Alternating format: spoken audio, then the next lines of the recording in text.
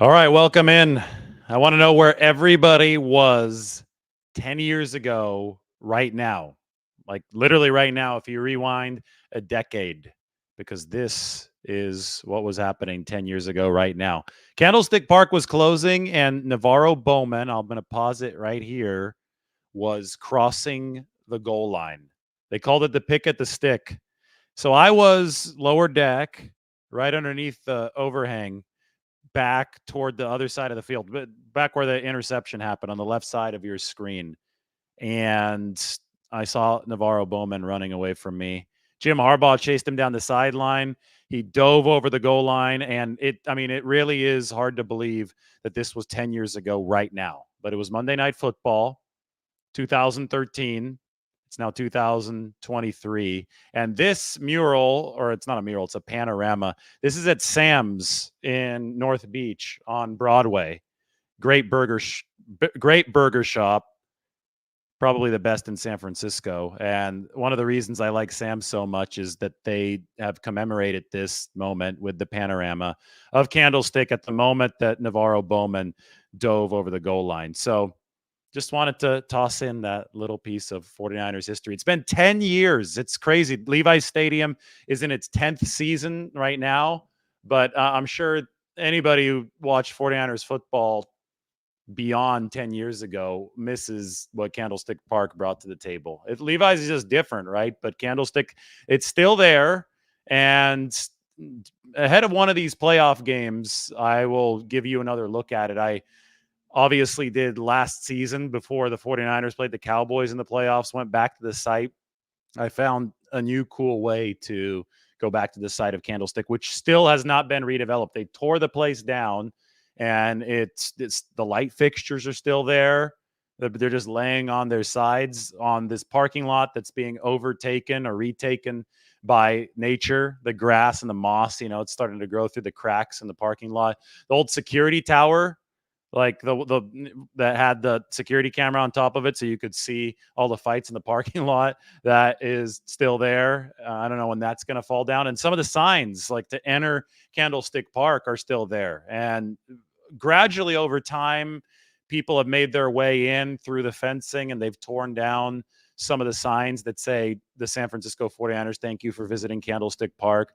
But one is still there, and it's the one that's kind of tucked in behind a big mound of dirt that I think was placed there when they were demolishing the stadium. But even the really big sign over near the water at the technical main entrance to the stadium, even though that's there, it has been looted and vandalized to the point now where you can't even see Candlestick Park on it anymore. So in a way, it's like one of those Roman ruins that's just sitting there being reclaimed by the earth over years. It's been a decade now at this point. So this 10 years ago, Candlestick Park was closing up shop, and the panorama at Sam's in North Beach with their great double cheeseburgers. You can eat well there, and you could take a look at Candlestick Park on the wall. Anyway, let's talk about the 49ers now. That was a big win against the Falcons to close the stadium. It looked like Matt Ryan back in 2013 was going to drive the Falcons to a touchdown that could have spoiled the final game ever at Candlestick. But the 49ers and Navarro Bowman said no. I think it was Tremaine Brock, right, was the cornerback who got the initial pass breakup on the play. It was a little slant route over to the left side, and then Bowman was there to collect it. But it was just a great reminder to me of how fast Navarro Bowman and Patrick Willis were, because he returned that a good 80 yards for a touchdown. And he ran out of gas at the end. He was, I think, sucking wind for a while after that play. But to have linebackers that are fast enough to return an interception 80 yards at the NFL level, regardless of whether or not they get a head start, is really impressive. And I think that everybody will agree that Navarro Bowman and Patrick Willis for this 49ers team were predecessors of sorts for Fred Warner and Dre Greenlaw. And it just so happens that now 10 years later, exactly 10 years later to when Candlestick Park closed, saw its final moment with a linebacker highlighting that final moment. The 49ers are about to play a matchup, a titanic matchup of the linebackers against the Baltimore Ravens. Warner and Greenlaw on the 49ers side, I think, are indisputably the two best in football. But, second place goes to the Baltimore tandem of Roquan Smith and Patrick Queen. So we can talk about this now. Will the 49ers beat the Ravens? And can the 49ers beat the Ravens without Arik Armstead? Because we found out today that Armstead will not play. He's dealing with plantar fasciitis in his foot, same issue as last season.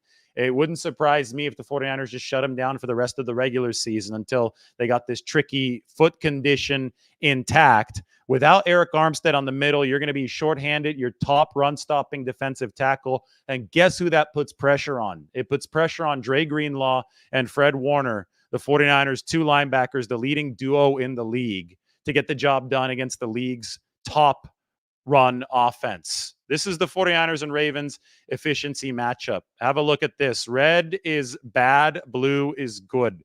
So the Ravens, they don't have a single pronounced weakness statistically. It's all blue across down, up and down the Ravens column. 49ers column, you see a couple spots of red. The most significant one is right here.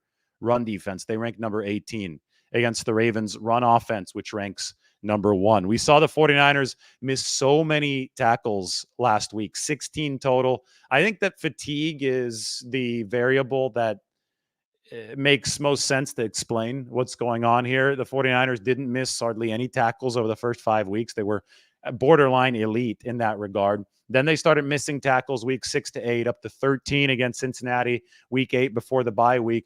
Then they obviously took the week off and they came back. And again, we're back to early season levels as far as not missing tackles. But over the past 3 weeks, it's been 12 missed tackles, 14 missed tackles, and then 16 missed tackles against Arizona. And you saw Warner miss a few. He was coming in too high. I don't think that he had the right leverage. Warner likes to fly around, and let's be honest. Warner's strong suit is in coverage. The guy played a glorified linebacker / DB position at BYU, and that's what makes him such a special player for the 49ers, because he's able to even carry receivers into the slot. But when it gets down to the nitty gritty and the need to tackle in small confined spaces, when Warner is rifling in there, kind of like a missile, right? He's coming in from the second level and he's trying to make a stop at the line of scrimmage.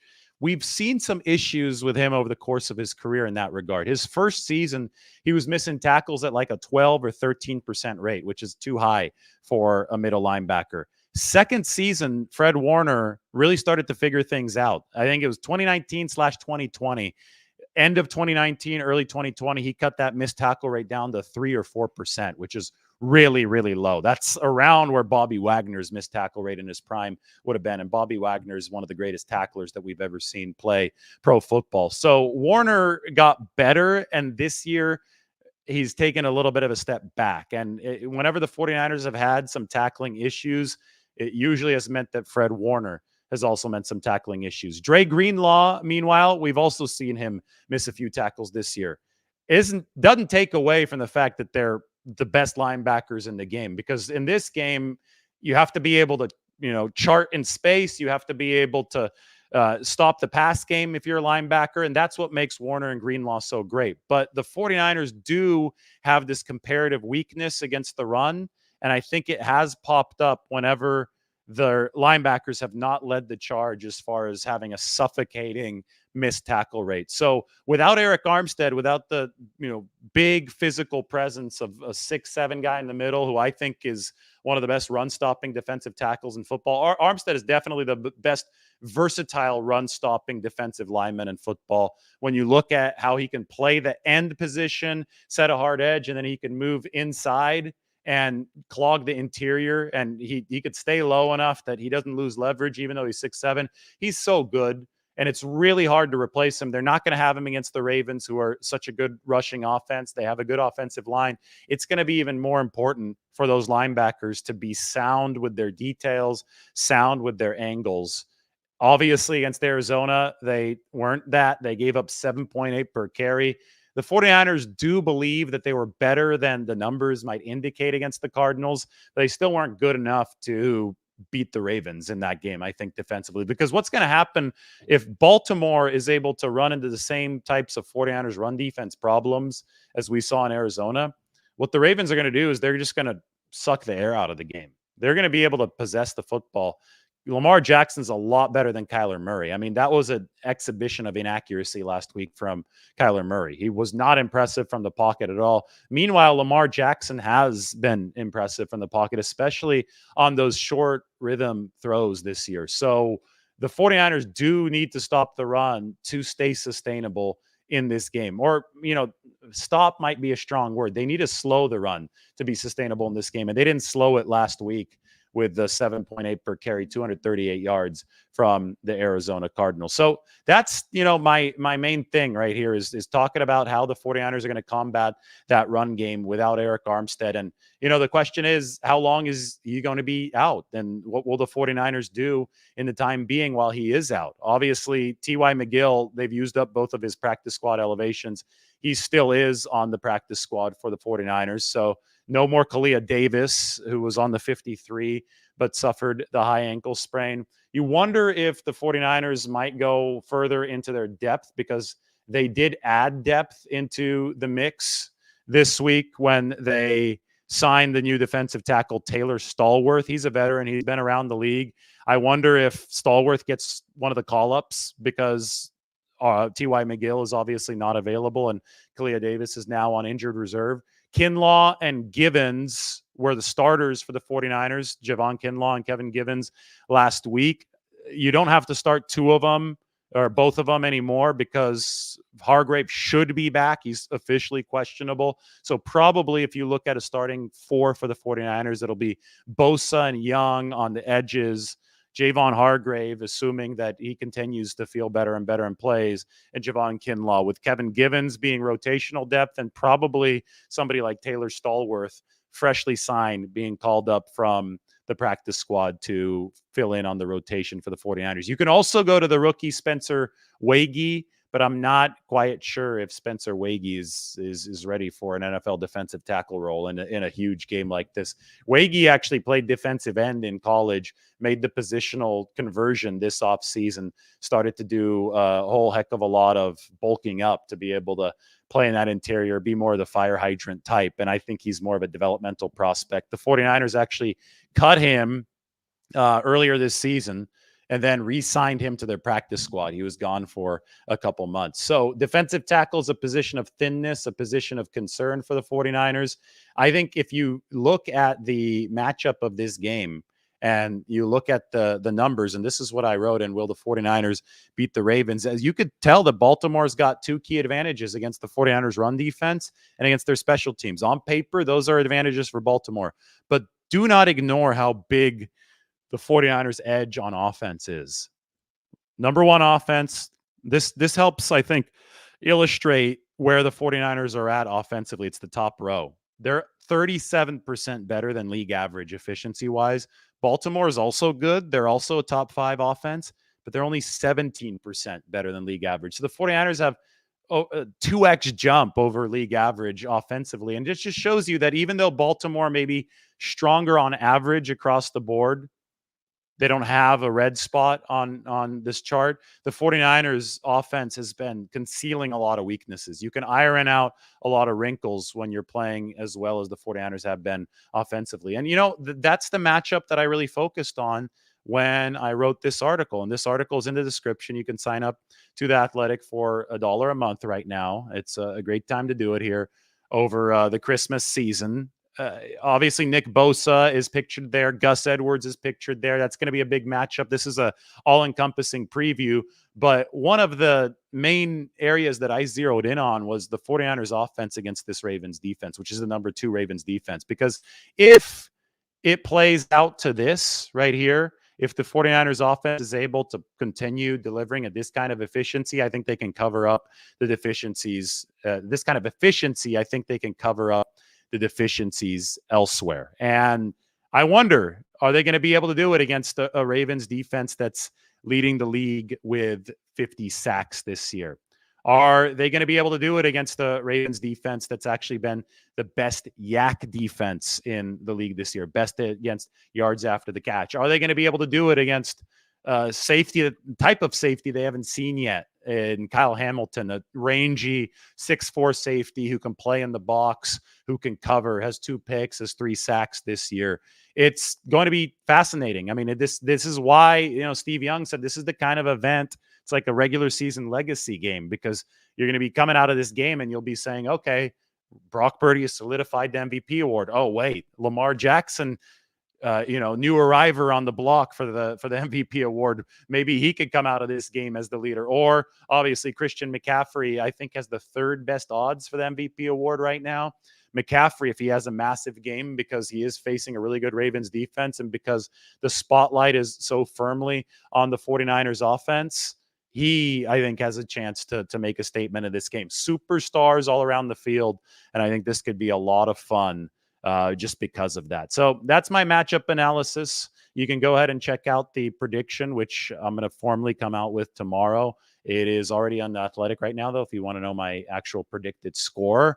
So go ahead and check that out on the link, which is in the description, and you can join for $1 a month. Those of you joining late, have to ask you, where were you at this time 10 years ago? Because that's Candlestick Park. At this time 10 years ago, Navarro Bowman was crossing the goal line for his pick 6 off the deflection that closed the stadium. It has been 10 years since Candlestick has been gone. Let me know your favorite memories from Candlestick Park. Drop them in the comment section.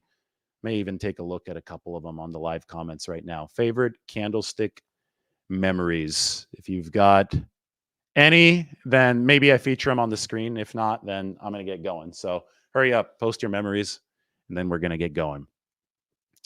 10 years. It seems like yesterday in many ways.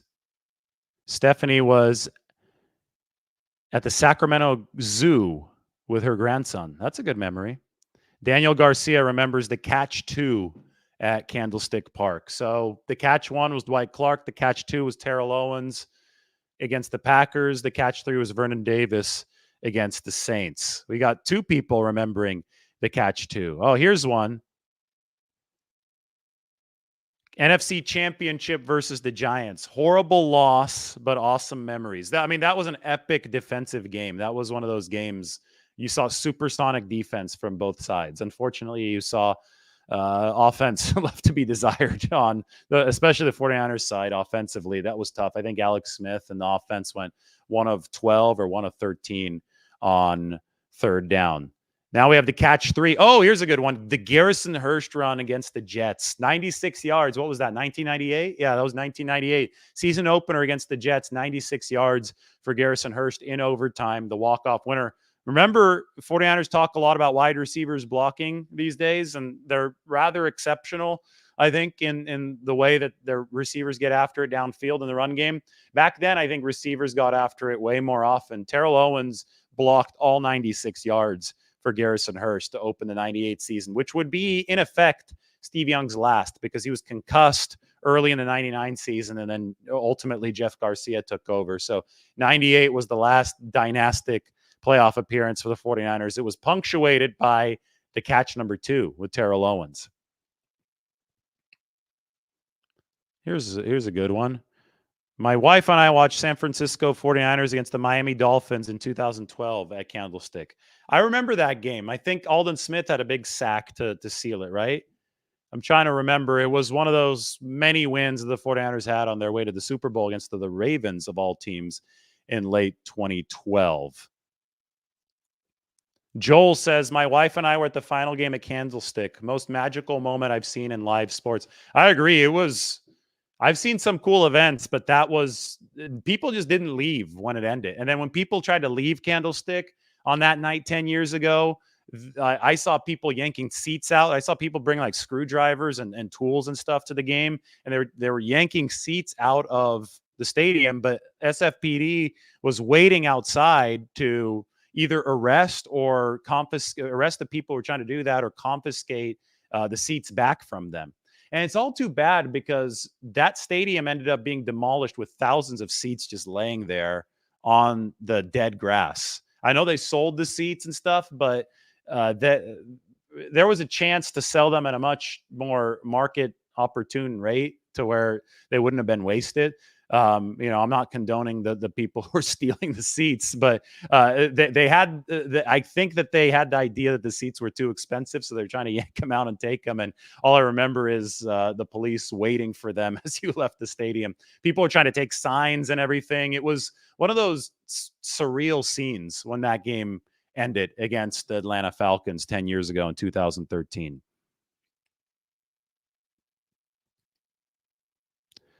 Oh, no. This commenter only got to go to one game at Candlestick, and it was the loss against the Colts in 2013. That's when Andrew Luck won the game or sealed the game with his run, right? And he spiked it. That was the first 49ers game I actually covered because I was covering Stanford at the time.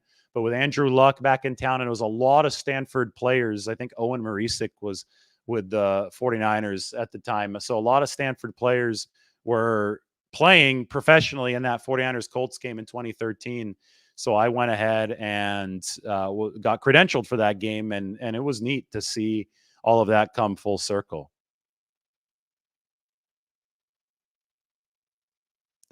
The Alex Smith run against the Saints, that was the week before the NFC Championship game against the New York Giants. That was awesome. That was what? Is that a 1-point win for the 49ers? Or no, I think they won by 4. I think it was 36-32 against the Saints in 2013. Vernon Davis's catch obviously sealed that game. Alex Smith's run, then the Saints scored. Was it Jimmy Graham? And then Vernon Davis made a big catch to set the 49ers in the scoring range, and then Smith threw for the catch 3 to Vernon Davis. Steve Young against the Chargers in the Super Bowl was not a Candlestick, but what was a Candlestick was 2 weeks earlier. It was the most star-studded game in NFL history. It was this one right here. Get it up on the screen for you. The longest article I've ever written was on this game. 49ers, Cowboys, January 1995. This game between the 49ers and the Cowboys had, let me get the official numbers here for you. 21 Pro Bowlers, 19 All-Pros, 10 future Hall of Famers were on the field. The NFL's all-time leading receiver, Jerry Rice, and the eventual all-time leading rusher, Emmitt Smith, were on opposite sides of the field. So Candlestick saw the most star-studded game in NFL history. We have a lot of TOs TD against the Packers. That was crazy too. That one as well. I mean, while I'm here, we'll wrap this up very shortly. But while I'm here, we've got to get the Niners Packers. If people are talking about Candlestick Park, there it is. A family fight, because the Packers, they were coached by Mike Holmgren, who developed Steve Young as was the 49ers offensive coordinator. And the 49ers were coached by Steve Mariucci, who developed Brett Favre. So both systems knew each other. It was a fierce rivalry. First, it was the Cowboys in the 1990s, and then it was the Packers. The first half of the 90s at Candlestick was the Cowboys. The second half of the 90s at Candlestick was the Packers. And the 49ers ultimately beat both of those teams in the final playoff game that they faced them in at Candlestick. 49ers also later beat the Packers in 2012, right? At Candlestick. That was the Kaepernick game. Colin Kaepernick running for the NFL record yardage for a quarterback. I think it was 160 yards or so.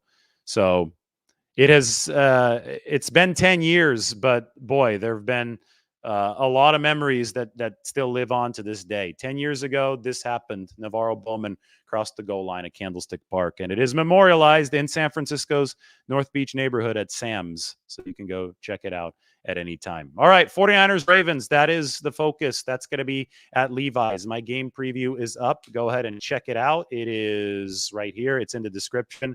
And if you want to see the prediction, you can go ahead and go there. $1 a month for the Athletic right now. And we'll be back with more tomorrow. So go ahead and subscribe, and we'll talk to you very soon.